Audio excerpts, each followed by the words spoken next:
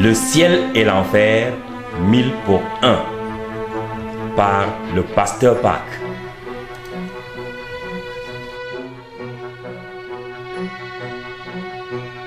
En 1987, le révérend Park mourut d'une tension artérielle élevée. Mais, par la grâce de Dieu, sa vie a été prolongée de 20 ans. Cependant, pendant les 4 premières années, il était incapable de parler à cause de sa condition.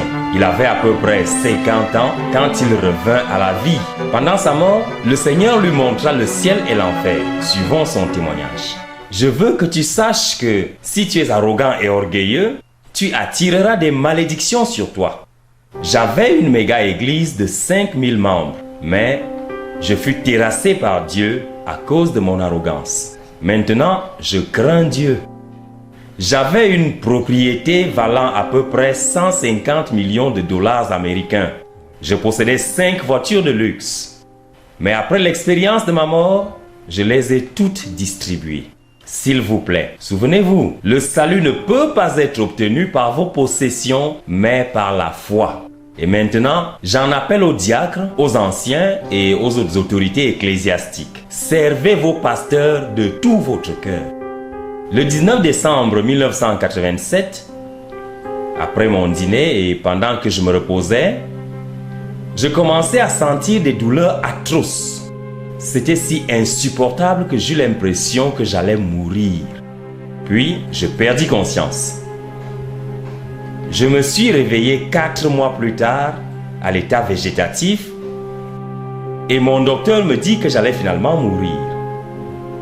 Toutes les parties de mon corps étaient sérieusement détériorées à cause de la paralysie. Ma famille n'avait laissé aucun membre de l'église me rendre visite en raison de mon apparence horrible. Finalement, je mourus. Quand je mourus, je vis 2 personnes entrer dans ma chambre. Mais ces 2 personnes y étaient entrées par le mur. Je criais, « Qui êtes-vous? Ma maison va s'écrouler si vous faites ça. » L'un d'eux dit, « Nous sommes des anges descendus du ciel. Nous sommes du royaume de Dieu. » Une lumière éclatante rayonnait des anges. L'ange qui était à ma droite se présenta. « Je fais des courses pour Jésus dans son royaume. » Jésus m'a appelé et m'a commandé de descendre sur la terre. Il m'a commandé de t'amener au ciel. Tu es mort. Mais puisque ta famille pleure avec tant de tristesse, il désire t'accorder un peu plus de temps à vivre. Mais pour le moment, il désire te montrer le ciel et l'enfer. Il te les montrera et tu rendras témoignage au peuple de la terre. Puisse le nombre de personnes qui vont en enfer être réduit et le nombre de personnes qui vont au ciel s'accroître grâce à ton témoignage. Ce sera là ta mission. Dieu nous a chargé de te dire de ne pas retarder. Si tu retardes, tu ne pourras pas visiter le ciel et l'enfer. Ensuite, l'ange qui était à ma droite dit, « Dès l'instant où tu es né jusqu'au moment de ta mort, j'ai été avec toi. » Sur le champ, je ne compris pas ce qu'il voulait dire, mais à présent je le sais. Il était mon ange gardien. Alors je dis, « Je ne peux aller, je n'irai pas. Je suis un pasteur. Je ne peux pas rencontrer le Seigneur dans cet état. Je veux le voir étant en bonne santé. Je recevrai du Seigneur probablement plus de reproches que de compliments. Je suis orgueilleux et arrogant. Et maintenant je suis maudit et malade. Comment puis-je entrer au ciel? J'ai tellement peur. S'il vous plaît, retournez au ciel et demandez au Seigneur de me guérir. Ensuite, retournez et amenez-moi au ciel dans mon rêve. S'il vous plaît, demandez miséricorde en ma faveur. » Mais les anges n'écoutaient pas mes arguments. Ils me déshabillèrent et me dirent que mes habits étaient trop dégueulasses pour être portés au ciel. Ils me revêtirent ensuite d'une robe blanche. Ils me saisirent par la main et nous nous envolâmes vers le ciel. Nous traversâmes les nuages et, comme je regardais en bas, j'ai vu la terre se rapetisser. Ils me conduisirent dans une rue dorée s'étendant à perte de vue. Je vis une lumière éclatante, trop brillante pour être contemplée. Je demandais, d'où provient cette lumière? Elle vient du ciel, répondit l'ange. Je m'exclamais, waouh, c'est gigantesque! Je vis des groupes de personnes vêtues de robes blanches volant devant nous. Qui sont-ils? Demandai-je. L'ange répondit, ce sont ceux qui ont servi Dieu fidèlement et ont eu confiance en Jésus, en obéissant et en suivant la direction du Saint-Esprit de tout leur cœur. Leurs corps sont morts sur la terre, ils sont maintenant des âmes en route pour le ciel. L'autre ange continua. Il y a 12 portes au ciel. Quand les âmes sauvées viennent ici, elles entrent par l'une de ces portes. Nous étions devant la porte sud, mais elle était fermée. Pendant que nous attendions, je demandai à l'ange, « Ange, pourquoi cette porte ne s'ouvre-t-elle pas ?» Et l'ange de répondre, « C'est parce que tu n'es pas en train de chanter le chant de louange céleste. » Je demandai, « Ange, j'étais vraiment orgueilleux et arrogant, et par conséquent, j'ai été frappé de maladie. Je ne suis pas doué pour chanter les louanges terrestres. Comment pourrais-je chanter un chant de louange céleste sans l'avoir jamais entendu? » L'ange répondit, « Tu as raison, mais tu dois quand même te préparer à louer. Tu es orgueilleux, mais prépare-toi à chanter. » Les anges commencèrent à chanter, et à mesure qu'ils chantaient, je me retrouvais en train de chanter avec eux. Le chant me devint de plus en plus familier et nous entrâmes. Le paradis est indescriptible. Je ne peux pas le décrire avec des mots terrestres. Je m'écriais, « Seigneur, merci infiniment. Tout orgueilleux et arrogant que j'étais et maudit par la maladie, tu m'as néanmoins amené au ciel pour le visiter. » Puis j'entendis la voix de Dieu. « Mon bien-aimé pasteur Park Yong-kyu, je te souhaite la bienvenue. Tu as fait un long voyage pour arriver ici. » Sa voix débordait d'amour et de tendresse. Je répondis tout en larmes, « Seigneur !» Immédiatement, les anges me dirent, « Tu as été pasteur pendant 20 ans et tu ne connais pas tes écritures? Il n'y a pas de larmes au ciel. S'il te plaît, arrête ça. » Je n'étais pas même capable de pleurer. Le Seigneur m'a ensuite posé 5 questions. Combien de temps as-tu mis à lire la parole, la Bible? Combien as-tu donné en offrande? Combien de fois as-tu évangélisé les gens? As-tu donné la dîme fidèlement? Combien de temps as-tu investi dans la prière? Je ne pouvais pas répondre à la 5e question. Le Seigneur m'a réprimandé par rapport à la 5e question. Quand tu es devenu pasteur d'une méga-église, tu es devenu très paresseux dans la prière. Les occupations ne constituent pas une excuse pour moi. J'ai dû plus tard m'en repentir. Les anges vont te montrer beaucoup d'endroits du paradis et de l'enfer. Prends ton temps pour observer autant que tu le voudras. Tu partiras après avoir observé beaucoup d'endroits différents du paradis et de l'enfer. Mais le Seigneur ne me permit pas de voir son apparence. Les anges me conduisirent à 3 différents endroits du paradis. Au premier endroit, j'ai vu de petits enfants vivant ensemble. Au second endroit, vivaient des adultes. Le 3e endroit était réservé aux âmes qui étaient sauvées comme au travers du feu. Bien qu'étant sauvés, ils l'étaient avec honte.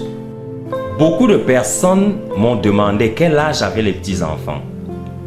Ils avaient l'apparence d'enfants de la maternelle. Ils n'avaient pas de genre comme on le voit sur terre. Chaque enfant était accompagné d'un bébé ange. Au ciel, la majorité des personnes auront leur maison individuelle. Cependant, il y en avait quelques-uns qui n'avaient pas de maison. J'expliquerai cela plus tard. De plus, les enfants n'avaient pas de maison particulière. Je demandai, les enfants sont aussi des âmes. Pourquoi n'ont-ils pas leur propre maison? L'ange répondit, de la même manière que les gens sur terre ont besoin de matériaux pour construire leur maison, nous, au ciel, nous avons besoin de matériaux pour construire. Quand une personne sert fidèlement l'Église ou d'autres, comme le faisant au Seigneur, ces actes deviennent des matériaux pour sa maison au ciel.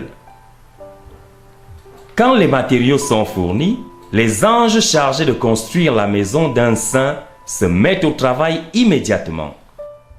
Les enfants qui sont en deçà de l'âge de responsabilité n'ont accumulé aucun matériau pour leur maison. En d'autres termes, ils n'ont pas eu le temps ou la chance de gagner leur récompense. C'est pourquoi ils n'ont pas de maison. J'ai continué avec mes questions. Que ferais-je pour fournir davantage de matériaux pour ma maison? Les anges répondirent, il y a 7 choses qu'une personne doit faire pour envoyer des matériaux pour la construction de sa maison. La première est la pratique accumulée d'adoration et de louange à Dieu. La deuxième est le temps consacré à la lecture biblique. La troisième est le temps passé en prière. La quatrième, c'est le temps passé à évangéliser. La cinquième, l'offrande au Seigneur. La sixième, les dîmes données en obéissance au Seigneur. Et enfin, la septième, le temps passé à servir l'Église de n'importe quelle autre façon. C'est par les actes ou œuvres d'obéissance qu'on accumule des matériaux pour sa maison au ciel. Si ces matériaux font défaut, il n'y aura rien pour construire des maisons. Il y avait de nombreuses personnes au ciel sans foyer. Parmi celles-ci se trouvaient en fait des pasteurs, des diacres, des diaconesses, des anciens, etc. J'ai demandé par curiosité, où vivent les enfants alors? L'ange répliqua, ils vivent ici. Comme je regardais tout autour, ils étaient rassemblés dans le jardin des fleurs. Le jardin des fleurs était si beau et le parfum si exquis. C'était au-delà de ce que je pouvais décrire avec mes mots. Le deuxième endroit était pour les adultes fidèles. Il y a une différence entre le salut et les récompenses. Cet endroit avait tant de foyers. Les maisons ici étaient construites en pierres précieuses et aussi avec de belles pierres rares. Certaines étaient plus élevées que le plus haut gratte-ciel de la terre. Ceux qui avaient fidèlement servi le Seigneur sur terre ont eu leur maison construite en pierres précieuses et avec de belles pierres rares. Dans cet endroit particulier, tout le monde paraît avoir entre 20 et 30 ans. Quant au genre, il n'y avait ici ni homme ni femme. Il n'y avait ni malade, ni vieux, ni boiteux. J'avais une fois connu un ancien nommé O-Im-Myung. Il était mort à l'âge de 65 ans. C'était un homme très court, ayant la taille des enfants du cours préparatoire. Il avait souffert d'une maladie rare appelée rachitisme. Mais quand il s'agissait de la Bible, il était titulaire d'un PhD. Il avait écrit de nombreux commentaires bibliques. Je l'ai rencontré au ciel et là, il était grand et beau. Il n'était plus malade, mais sain. Le ciel est un endroit tellement merveilleux. Je suis pleine d'attente. S'il vous plaît, croyez ce que je dis, peuple bien-aimé. Le troisième endroit était pour ceux qui ont été honteusement sauvés. Ce village particulier était énorme en taille, plusieurs fois plus grand que le second endroit où les maisons étaient faites de pierres précieuses et de pierres rares. Je suis arrivé à cet endroit à grande vitesse sur un char doré. Il était très loin des autres endroits magnifiques que j'avais vus dans le ciel. Je demandais aux anges, je vois un lieu désertique et des champs. Pourquoi ne vois-je pas de maison? L'ange répondit, ce que tu vois, ce sont des maisons. Je vis d'énormes maisons larges et plates, ce qui me rappelait un grand poulailler ou un certain type de magasin. Ces maisons n'étaient pas glorieuses, mais en mauvais état. Ce village et ces maisons étaient réservés aux âmes qui avaient été sauvées honteusement. C'étaient de nombreuses maisons hautes et miteuses d'apparence. Ce village était plusieurs fois plus grand que le lieu où les âmes récompensées résident. L'ange dit: « Vois-tu les deux grandes maisons, l'une à ta gauche et l'autre à ta droite ?» Je répondis: « Oui, je les vois. » L'ange me dit qu'il voulait me montrer ces deux maisons en particulier. Il dit: « La maison qui est à droite, c'est pour ceux qui étaient des pasteurs sur la terre. La maison qui est à gauche, c'est pour ceux qui étaient des anciens sur la terre. » Étant arrivé devant les deux maisons, j'ai remarqué qu'elles étaient faramineuses. Mes mâchoires ont lâché. Lorsque nous ouvrâmes la porte et entrâmes, ma première impression fut poulailler. Au lieu des milliers de poulets vivant dans leur cage, je vis des âmes.